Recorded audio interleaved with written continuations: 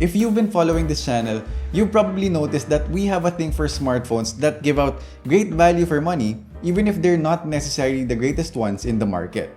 And the Google Pixel 6a seems to fall under this criteria, having great specs on paper and being offered at an attractive price of being less than $450.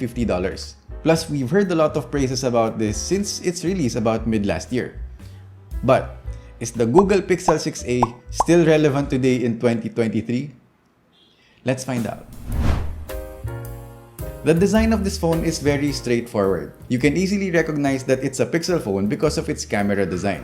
The camera is held onto by this bar design, which kind of reminds me of when phones used to not have their cameras protruding too much at the back. This tries to do something similar, making the camera bump smaller, and it does a great job of seamlessly hiding the camera that, if not for this flash cutout, it would actually be difficult to figure out where the camera is actually placed.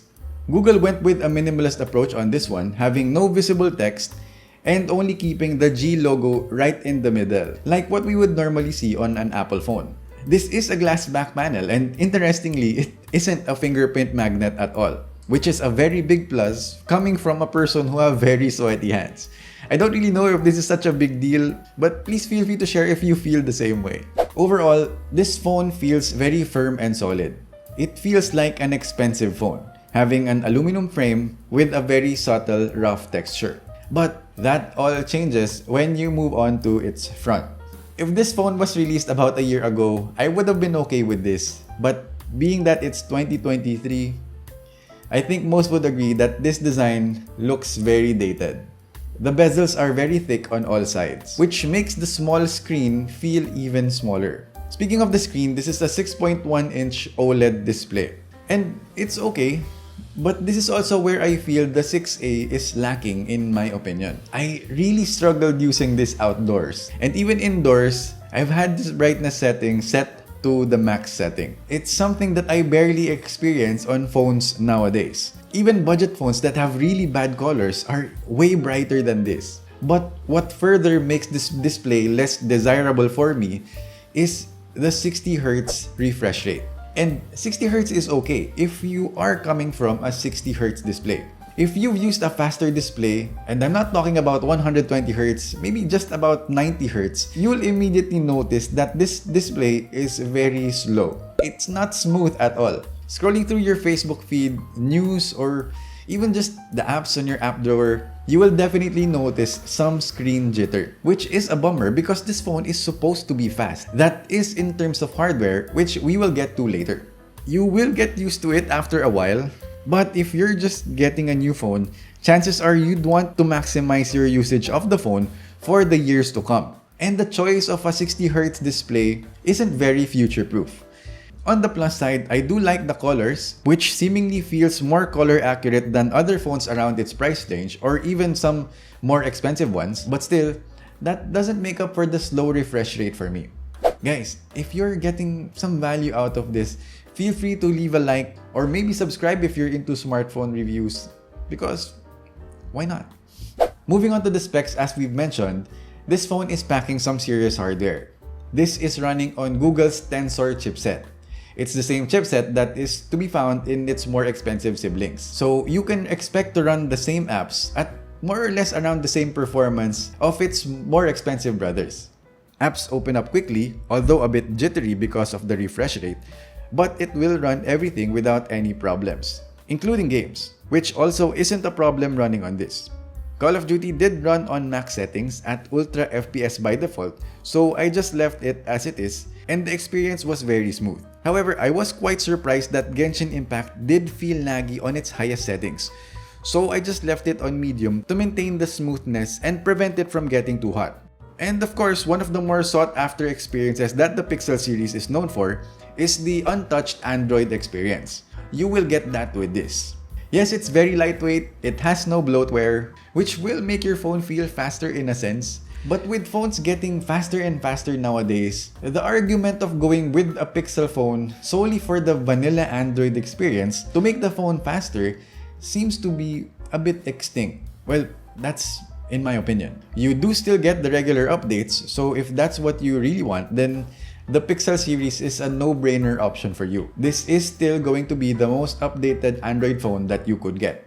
Moving on to the camera, there are a lot of things here that I really like. And considering that this is only a 12 megapixel shooter, the photos out of this turned out to be really good. If you're wondering, this is using the Sony IMX363 sensor, an older flagship sensor that they've used in older Pixel phones. And it still holds up very well until today. The colors look really nice and natural without much over-processing, plus the dynamic range is also very commendable. But what I think makes this camera shine is actually the processing that is happening in its software. That is because, as I have noticed with some phones that have newer and better sensors, if paired with bad processing, photos still turn out bad. Google's camera software, on the other hand, is very good. I really like the ability to adjust the exposure, contrast, and white balance in its default photo mode. That little detail of added control just makes me ask why other brands aren't doing the same on their camera software. So that's an immediate plus for me for this one.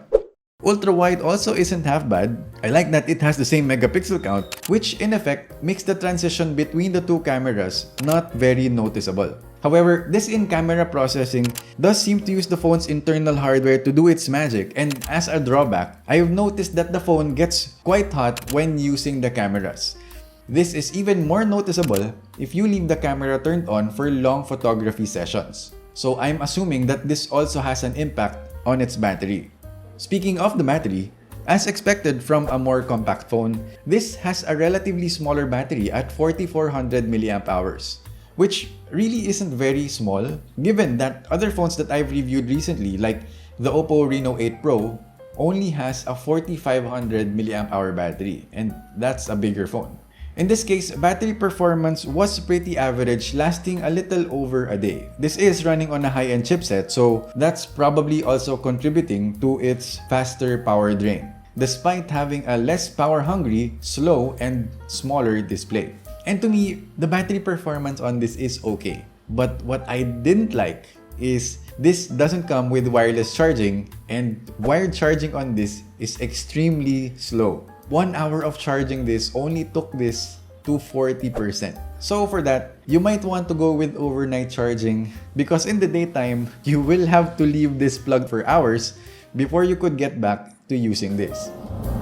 Now, going back to the question, is the Pixel 6a still a good option in 2023? There are still a few things that may still make you choose this phone today. First is the price. If you can get this at the price that it is being offered globally, I don't think that there's anything else that offers more than what this phone does in terms of raw processing power and camera performance. Plus, the vanilla Android experience, which of course comes with regular Android updates for the years to come. But there are also some things that may make you shy away from this. There's the slow and dated looking display, the lack of wireless charging, and the extremely slow charging speeds. So I guess it would really depend on what you prioritize more. So please do share if you are still planning on getting the Pixel 6a this 2023 and why you would want to in the comments below. Anyway, if you've made it until the end of this video, I hope you enjoyed watching this. Leave a like if you enjoyed and subscribe, and I will see you on the next video.